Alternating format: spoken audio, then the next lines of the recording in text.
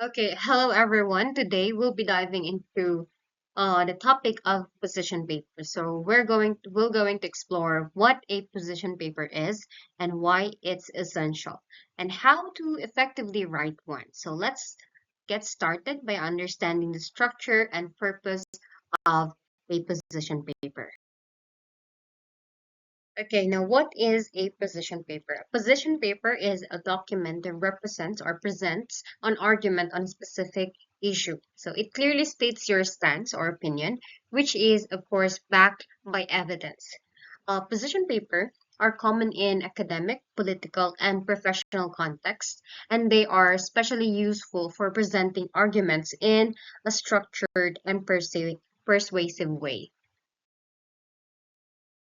Now, why write a position paper?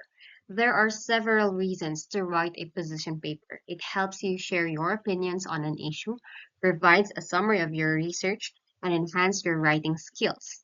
Now, also, position papers serves as a foundation of speeches or discussions in conferences or meetings, and ultimately, they aim to persuade or convince the audience of your stance by presenting a clear, more logical argument that considers opposing view.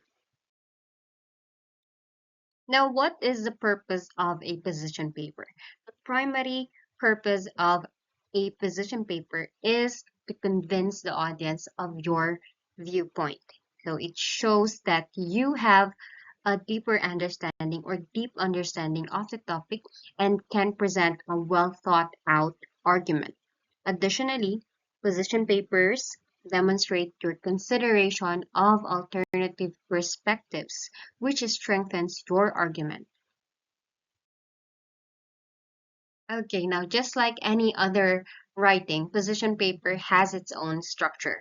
Position papers have a specific structure. So we have the body in the introduction, body, and the conclusion. So in introduction, just like what I've said before, it is where you introduce the issue and state your position or your stance. In body, you're going to, of course, this includes two main arguments with supporting evidence and a section where you address some counter arguments. And lastly, we have conclusion where you restate your position and summarize the main points or your main points. Okay, now following the structure, the introduction, body, and conclusion, it will help make your position paper clear and effective. Now let's discuss more about these structures. First is we have the introduction. So in the introduction, you'll provide the background information on the issue to give your readers the whole context. Okay. And while the thesis statement, here you will clearly state your position, giving direction to the rest of your paper. And finally, you have to explain why the issue is important to establish its relevance. Okay, now next is our thesis statement. Thesis statement, or also known as the big point of your paper. Think of it as a guide that tells your reader what your paper will talk about and where it's going. Okay, so it helps your reader understand the purpose of your writing and what to focus on. So, for example, if your topic is the importance of exercise, 'di ba? Common. A thesis statement might be, exercise is essential for maintaining physical health, ganun. Improving mental well-being and increasing overall happiness. Okay, so this sentence gives your readers, reader, gives your readers a clear idea of the main point you'll cover. Okay, so the thesis usually comes in the introduction and can be at the beginning, in the middle, or end, depending on how you want to introduce your topic. So for instance, kapag sa unahan mo siya ilalagay sa beginning ng iyong introduction. Sabihin mo dun, regular exercise offers many benefits, such as better physical health, mental strength, and increased happiness. Then you introduce it right away. Ano yung mga, maybe supporting details about it. Or if you want to put it in the middle, you're going to start with some background on exercise. Then you're going to say, these benefits can be best understood through the effects of physical activity on the mind, on the body, mind, and mood. Kapag sa middle naman yon. And if you're going to put it at the end of your paragraph, for example, after you introduce the topic, say something like, in short, exercise is vital for improving physical, mental, and emotional health. Okay, so that is depends on how you're going to uh, introduce your topic. Okay, now let's discuss about the body. Here, you're going to explain your main points. Okay, now when we talk about the body, it is the part of your paper where you explain your main points with details and examples. So here's maybe a simple way to organize it. So you have to introduce your first main point muna. Of course, first main point, okay? So you start by sharing the first reason that supports your main idea. Then you're gonna add some facts or examples for from a reliable source like studies or experts' opinion to make, of course, your point stronger. Now, for example, if your topic is about why exercise is important, your first point might be exercise um, keeps your body healthy. And then to support that sentence, you could include statistics like studies shows that regular risk of disease by 30%. Okay, mga ganun mga bagay. So that is how you introduce your first main point. And then you have to, second, add the second main point. So after explaining your first point, you have to move to a second reason that backs up your main idea. Again, use trustworthy evidence to make your point stronger and show you've researched well sa sa paper mo, of course. So for example, your second point could be exercise helps reduce stress and improve mood. Okay, so you might then include evidence, such as experts say that exercise releases endorphins, mga ganyang bagay, mga scientific words, which can make people feel happier and less stressed, those things. Okay, so using facts from reliable sources makes your argument stronger and shows readers that your points are well supported and researched. We have refuting refuting counter arguments. When we say refuting, you're going to respond to opposing arguments, the other side of the issue. Okay, so to make your argument stronger, it's helpful to show that you've thought about what people on the other side might say. Okay, so here's how to do it. Okay, so you're going to say acknowledge the opposing viewpoint or say what the other side might argue. So start by briefly explaining other side's viewpoint. Okay, so pag nasabi mo na yung viewpoint ng kabila, this shows that you understand there are different opinions. Okay, so for example, if you're arguing that exercise is important for health, someone on the other side might say, some people believe that eating healthy is enough to stay healthy, ganun, without needing exercise. Ganun yung argue sa inyo, for example. Okay, now that you have acknowledged the other side, you're going to explain why your argument is still stronger. So after you mention, okay, so ano siya, you're going to explain your argument is stronger than the other. You're going to refute or disprove the counter arguments with, of course, evidence. So here, after you mention the the other side's view, yung kabila, you're going to explain why you think um, your side is better. So you're going to use evidence like facts or research to show why your point makes more sense. Okay, for example, you might respond by saying, while a healthy diet is important, importante naman talaga ang diet, research shows that regular exercise gives extra benefit like reducing stress, and building strong muscles, which a diet alone can't do. Pwede mo silang apakihin ng ganun. Okay? So, including the other side's viewpoint and explaining why your argument is stronger shows that you've thought about both sides. That this makes your paper more convincing because it looks at the whole picture. Okay? Okay, now we're down to conclusion. You have to wrap up the argument. Okay, the conclusion is where you bring everything together or summarize everything. So here's how to make it effective. So the first thing you have to do is to summarize your main points. So you just briefly remind your readers of your main arguments without, of course, going in too much detail. So this helps them remember the key ideas. For example, to sum up, exercise is essential because it improves physical health, boosts mental well-being, and increase overall happiness. Okay, so that's the first thing you have to do.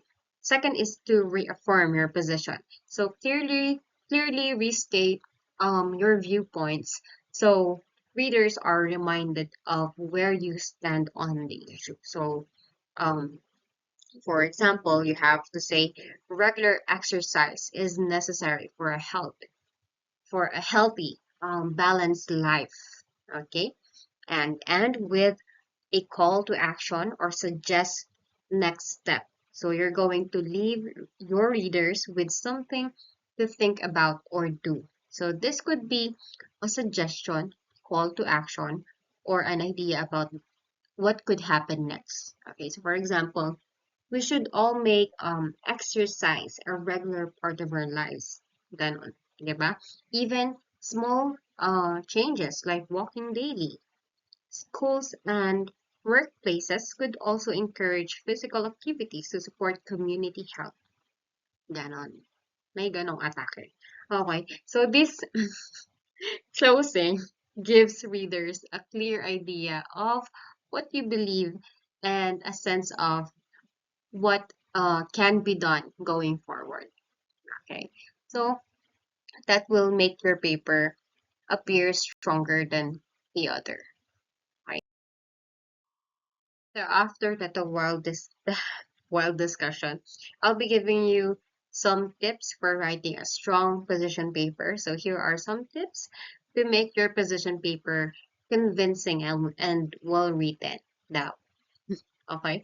So the first thing you have to remember, first tip is use reliable sources. Okay, support your arguments with information from trusted sources. You have learned that already, how to um, look for trusted sources using the CRAP test, like of course academic journals, books, and experts. So this makes your paper more credible and trustworthy. Okay. Another thing is you have to be clear and direct. Be clear and concise. Okay. Present your ideas in a simple and straightforward way. You have to avoid unnecessary details that could confuse your readers. Okay. And one more thing is you have to acknowledge the other side. You have to mention the opposing viewpoints fairly to show that you've considered all sides of the issue. So this balance makes your argument stronger. Okay. And lastly, you have to use a formal tone. So this is an academic writing, so you have to use formal tone. So write in a professional and respectful way as if you're explaining to an academic audience. So this helps your paper sound serious and convincing. Okay, so following these tips will help you or will help make your position paper strong, balanced, and persuasive. Okay, now kapag may tips, of course, meron tayong mga bagay na kailangan i-avoid. And what are the common mistakes to avoid when writing a position paper? Be careful to of course avoid these common mistakes that listed below. Okay, so not having a clear thesis statement. Your thesis statement is again the main point of your paper. So without it, your readers won't know what you're trying to argue. So you have to make sure your thesis is clear and is specific. Second one is, of course, using biased or unsupported evidence. Okay, so avoid using information that comes from unreliable sources or that doesn't fully support your point. So always back up your arguments with solid, credible evidences. Okay. Third is, of course, ignoring counter arguments. Don't ignore what others might say against your position. So you have to acknowledge it, and address opposing views to show you've thought about the issue from all angles. Okay? Para mas malakas yung yung stance mo. Okay? And of course, lastly, uh you have to avoid over generalizing or relying on emotional appeals. So avoid making broad statements that doesn't have or don't have enough proof, or relying too much on emotional language to persuade the readers. So you have to stick to facts and evidence to make your argument stronger. Okay, so by avoiding these mistakes, your position paper will be, of course, clearer, stronger, and more convincing. Okay, now we have here an example of a position paper topic. Let's try to break down this example topic to see how to organize your position paper. Okay, so the topic is, we have, should social media be regulated by the government? Okay, so your position, um, decide where you stand. In this case, the position is social media should be regulated to protect privacy and reduce harmful content. This is your main argument or your thesis statement. Okay, now we have there the supporting arguments. So these are the reasons why you believe in your position. You will need evidence to back them up. So for this topic, supporting arguments could be, when it comes to privacy concerns, social media companies, for example, might misuse personal data or personal data. So regulation is necessary to protect users' privacy. Ganun pag privacy concern ang iyong supporting arguments. How about in misinformation? Misinformation, without regulation, false information can spread easily, leading to confusion or harm. Ganon. And if we have the um, harmful content exposure, so exposure to harmful content. Social media platforms often have violent or harmful content that could negatively affect users, especially younger ones. Okay, so we have there the opposing views. Opposing view says that limits freedom of speech. Okay, so it's important to mention what the other side says. So in this case, an opposing view might be regulating social media limits freedom of speech. Ganon. So people might argue that government control could block people from expressing their opinions freely.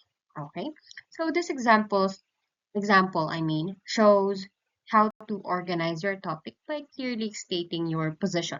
So presenting reasons to support it and addressing the opinions, opposing views, sorry. So this helps make your argument more balanced and, of course, convincing. Okay, so that is all for today. Thank you for your attention, and I hope you now have a better understanding of how to write a strong position paper. So good luck with your uh good luck. And of course, you are free to ask questions if you need further clarification. Just PM me, okay?